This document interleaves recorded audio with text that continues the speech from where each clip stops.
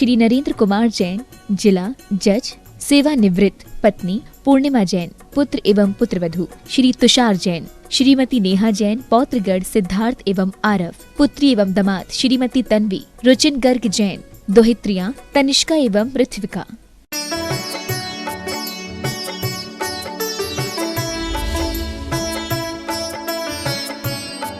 ना चादर बड़ी कीजिए, ना ख्वाहिशें दफन कीजिए। ना चादर बड़ी कीजिए, ना ख्वाहिशें दफन कीजिए। 4 दिन की जिंदगी है, बस चैन से बसर कीजिए। 4 दिन की जिंदगी है, चैन से बसर कीजिए। कोई लोग चादर लंबा करने में परेशान हैं, तो कोई ख्वाहिशों के कारण परेशान हैं, लेकिन जिनने शांति और समता को समझा, बस उसी को समाधान है। हाँ, परेशान किसी को कीजिए, ना हैरान किसी को कीजिए। कोई लाख गलत भी बोले तो बस मुस्कुराकर छोड़ दीजिए। कोई गलत भी बोले तो मुस्कुराकर, इतना धैर्य कहाँ होता है। ना रूठा किसी से कीजिए, बहुत जल्दी रूठ जाते हैं, खासकर जिनसे ज्यादा लगाव होता है उनसे ज्यादा रूठ। ना रूठा किसी से कीजिए, ना झूठा वादा किसी से कीजिए। कुछ फुर्सत के पल निकालिए, कभी खुद से भी बात कीजिए। कुछ लम्हे ऐसे निकालिए कि खुद से भी बात कीजिए। दूसरों से बात और दुनिया से बात करने के लिए तो मोबाइल है, लेकिन खुद से बात करने के लिए मौन है। मौन रह करके अंतर्मुख होने का प्रयास कीजिए। सौभाग्यशालियों, जिसने भी खुद को खर्च किया है, जिसने भी खुद को खर्च किया है, दुनिया ने उसी को सर्च किया है। कौन ढूंढा जाता है? जो परोपकारी होता है, दूसरों के काम आता है। खुद को भी खर्च करना सीखिए। हमें सब कुछ चाहिए, लेकिन हम किसी और को कुछ देना नहीं चाहते। हमें मान सम्मान चाहिए, लेकिन हम दूसरे को नहीं देना चाहते। हमें प्रतिष्ठा चाहिए, लेकिन हम दूसरे को नहीं देना चाहते। हमें प्यार चाहिए, लेकिन हम दूसरे को नहीं देना चाहते। समझिए, कोई भी परिवार, कोई भी समाज तब चलता है जब आपस में वात्सल्य होता है, आत्मीयता होती है। वात्सल्य के और प्रेम के धागा से बंधा होता है कोई भी समाज, कोई भी परिवार, और वो निर्मित होता है आपकी खुद की खर्च करने से।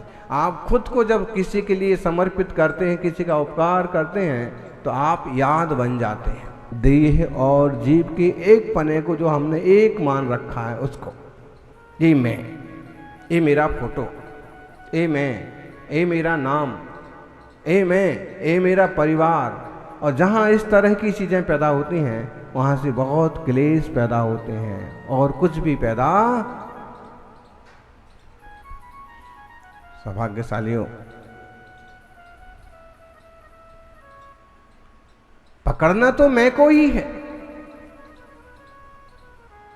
लेकिन आई वाली मैं को छोड़ना है।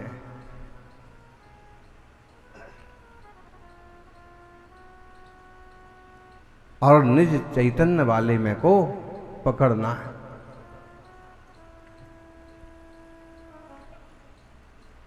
लोग कहते हैं आई वांट पीस, मैं शांति चाहता हूं,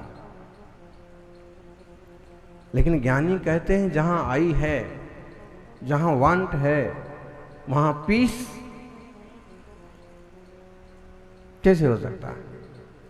चाह है, जहां चाह है, जहां इच्छा है, जहां तृष्णा है, वहां शांति नहीं होती है। जितनी जितनी इच्छा, जितनी जितनी तृष्णा बढ़ती जाती है, जीवन उतना ज्यादा अस्थिर होता जाता है। और तृष्णा के चक्र में कभी ऐसे उलझता है कि बाहर निकलने का कोई रास्ता नहीं सूझता। मकड़ी वाला प्रसंग आपको मालूम हो। मकड़ी अपना जाला खुद बनाती है और मुझे लगता है कि मकड़ी जितना अच्छा कपड़ा बुनती है, अपना जाला बुनती है, उतना अच्छा तो कोई इंसान अपना कपड़ा भी नहीं बुन सकता। लोग कहाँ से संस्कार आए मकड़ी में? बोलो बोलो। मकड़ जाल में फंसे हुए लोगों। आप कहोगे महाराज जी ऐसा कैसे कहते हो?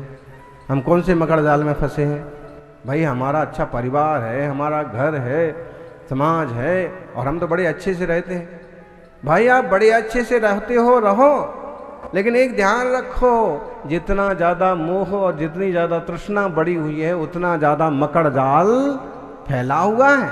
आंखों से नहीं दिख रहा है, लेकिन दिमाग में वही चलता है। ध्यान रखिए, चांदनी चौक की सड़कों पर जितना ट्रैफिक है, इंडिया गेट पर जितना ट्रैफिक है, उससे बहुत ज़्यादा ट्रैफिक आपके दिमाग में चलता रहे। हमेशा हमेशा भोंपू बजते रहते हैं, हमेशा शोरगुल होता रहता है, सूझता नहीं है क्या करें, क्या करना चाहिए, इसके आगे क्या। इतनी ज़्यादा आकुलता किस लिए भाई? आई वांट पीस से क्या होगा? बस आई एम पीस, मैं खुद शांति हूं, बल्कि ओनली पीस। अहम को खलु शुद्ध, मैं शुद्ध हूं, और बल्कि मैं भी हटाइए, शुद्धो शुद्धा सभ्य शुद्धाहु शुद्ध नया। सारे जीव शुद्ध नए से शुद्ध हैं, उसमें मैं भी तो हूं। और जब मैं भी हूं तो ये सारे जीव भी होनहार भगवान आत्मा हैं। किसी और के साथ कैसे अन्याय किया जा सकता? गजब की बात है। कुछ टिप्पणी कर दो तो लोग कहने आ जाते हैं कि महाराज जी ऐसा कैसे बोल दिया, लेकिन सच्चाई तो देखो हैं। पानी छान छान के पिएंगे, लेकिन जब नाली में बहाने की बारी आती है ना, तो यूं पाइप खोल करके नाली में छोड़ देंगे। पानी ज़्यादा आ गया घर में, मुफ्त में तो आ रहा है, दिल्ली सरकार ने तो मुफ्त में पानी दे रखा है शायद। नाली में पाइप बहते रहते हैं शुद्ध पानी के, पीने लायक पानी के, और उसमें ऐसे लोग भी हैं जो पानी छान के पीते हैं। दूसरा देखिए, एक परंपरा चलती है कि मुंह पर पट्टी लगाएंगे ताकि वायु कायिक जीवों का भी घात ना हो। लेकिन ढेर सारे श्रावकों को देखिए, घर में एक घर में 32 इसकी लगाएंगे। वही बात करने आएंगे तो इस ढंग से पेश आएंगे कि बिल्कुल वायु कायिक की भी हिंसा ना हो, और जब उनके ही घर देखने जाओ तो 25 एसी लगे हैं। बताइए, उसमें से जो वायु निकल रही है उसके पिछले द्वार से, ऐसी तुम्हारे लिए भीतर तो ठंडी ठंडी हवा देता है, और बाहर ऐसी भयंकर गर्म हवा छोड़ता है कि आप खुद भी खड़े हो जाएं तो झुलस जाएं। बताइए फिर ऐसा कैसा धर्म ध्यान? देह का इतना मोह, पदार्थों का इतना मोह, भाई एसी में बैठ के तुम्हारा कैसे ध्यान हो सकता? बोले एसी में बैठते तो बड़ा अच्छा लगता है, अच्छा ध्यान लगता है। वहां बैठने से क्या फायदा जहां गर्मी लग रही है, मच्छर काट रहे हैं, वहां तो ध्यान लगता ही नहीं है। सही ध्यान कहाँ लगता है? यानी एसी में ध्यान लगा लगा करके आज तक एक भी सिद्ध भगवान नहीं बने। पंखे के नीचे बैठ के कोई सिद्ध नहीं बने। जो भी सिद्ध बने वे पहाड़ की ऊंची चोटियों पर सूरज के सामने बैठ करके और तप करके सिद्ध बने हैं। कर्मों को जलाया है, विकारों को मिटाया है, शुद्ध आत्मा को पाया है। अंकलिकर आचार्य आदि सागर जी बड़े तपस्वी संत थे, 7 दिन के उपवास करते थे। कुंभोज और उस तरह के पहाड़ों पर तो तपस्या करते ही थे, लेकिन गांव के बाहर गुफाएं भी बनाई हुई हैं श्रावकों ने। कुंजवन में भी बनी हुई है गुफा, अभी भी बनी, एक अंकली में बनी है, कृष्णा देवी छोटी सी। वहां गुफा का मतलब ये नहीं समझना कि पहाड़ होगा, पहाड़ में बड़ी सारी गुफा होगी। दोनों तरह की हैं, जहाँ पहाड़ है वहाँ पहाड़ में गुफा है, और नहीं तो गांव के बाहर एक छोटा सा मोटी दीवारों का रूम बना दिया करते थे कि जहाँ सिर्फ एक आदमी बैठ सके, ज़्यादा से ज़्यादा लेट सके एक आदमी, उसको गुफा कहते। तो वो आज भी वो गुफाएं हैं और कहते हैं कि वो एक बार आहार करके और फिर गुफा में बैठते थे तो कई बार तो 7-7 दिन तक बाहर नहीं निकलते थे, अपने स्वरूप में एकाग्र। हमारे पास तो अशांति का सबसे बड़ा साधन हमारे पास आ गया। क्या सबसे बड़ा अशांति का साधन क्या है? मोबाइल। आप कहेंगे महाराज जी आपके पास नहीं है इसलिए आप देखो हर रोज ही हमारी मोबाइल को कोसते रहते हो।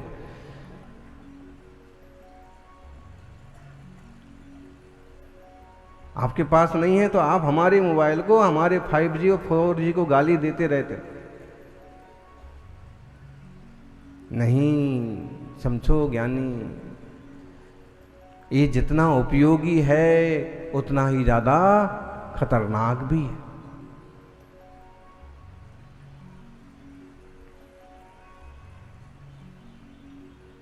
दोस्ती की परीक्षा, रिश्ते की परीक्षा तब होती है जब आप किसी की मोबाइल का क्या होता है, पासवर्ड होता है। और ऐसा एक आध इंसान मिलेगा मुश्किल से जो अपने मोबाइल का पासवर्ड आपको दे, बल्कि सब चीज तो वो आपके सामने कर सकता है, लेकिन मोबाइल जब वो खोल रहा होगा तो छुपा करके खोलता है, या ऐसे झटके से खोलता है कि तुम्हें अंदाज ही नहीं लग पाए क्या क्या रखा उसमें। जितने अविश्वास और अशांति इससे पैदा हो रही है, हाँ, अच्छे लोगों को, सुश्रावकों को चाहिए कि वो मोबाइल को लॉक करके ना रखें और ऐसा कुछ भी उसमें ना रखें कि बच्चे या परिवार के लोग देखें तो टेंशन और विकल्प खड़े।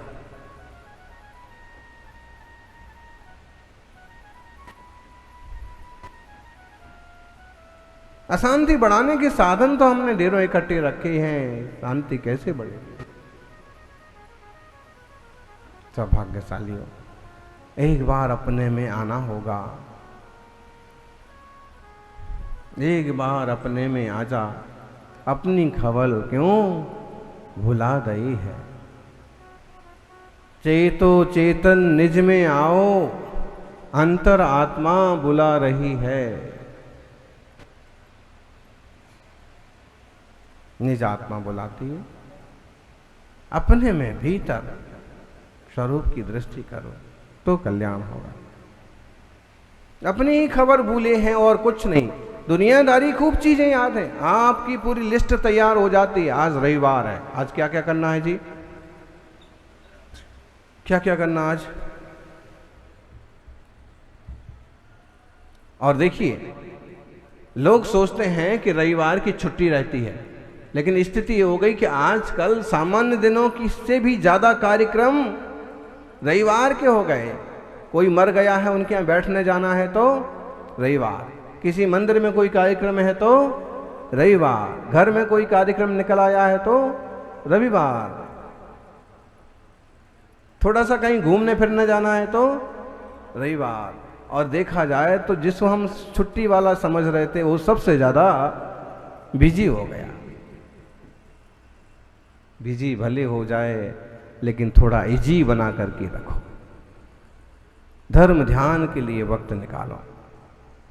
ज्ञानियों, पुद्गल आदि के प्रपंच आचार्य देव कुंद कुंद कहते हैं, पज्जत्ता पज्जत्ता जे सोहमा बादराय जे चेव, देहस्थ जीव सन्ना सुत्ते बबहार दो उत्ता। 67 नंबर की गाथा। 67 मतलब 67। आज के लोग, आज के बच्चे 67 नहीं समझते, 68 नहीं समझते। 79 किसे करें? 79 मतलब 79 की 89? 89 की 79? तो हिंदी वाले ही कई बार हिंदी के चक्कर में पड़ जाते, फिर इंग्लिश वालों का तो 67 नंबर की गाथा। अच्छा, ये जो हिंदी में अक्षर लिखते हैं ना, ये अंक लिखते हैं 6, 7, इसको पढ़ने वाले भी बहुत कम बचे अभी, आते ही नहीं है। बताइए, हिंदी वाली लिपि वाले अक्षर नहीं आते हैं, देवनागरी लिपि के अंक नहीं आते हैं, इससे ज़्यादा और बताइए कितनी अज्ञानता ही है एक तरह की। लिपियाँ, भाषा जितनी सीख ली जाए उतना अच्छा, उतना ज़्यादा हम शास्त्रों के ज्ञान और शास्त्रों की भाषा और लिपि का ज्ञान करके अपना हित करेंगे। बोलिए गाथा 67। पज्जता पज्जता जे सोमा बादराय जे चेव देहस्य जीव सन्ना सुत्ते व्यवहार दो। तो बहुत तरह के जीव होते हैं। महाराज जी कह रहे हैं एसी में जीव मरते हैं, तो बोलने में भी तो जीव मरते। महाराज जी खुद भी तो माइक पर बोलते हैं, माइक से आवाज़ होती है, शोर होता है, उससे जीव नहीं मरते। आप किसी की इतनी सी गलती निकाल के देखो, वो तुम्हारे बाप दादाओं तक की कब्रें खोद करके निकाल के ले आएगा। जमाना बहुत जो है पज्जत्ता की जो बात कर रहे हैं कि पर्याप्तक जीव हैं कि अपर्याप्तक जीव हैं।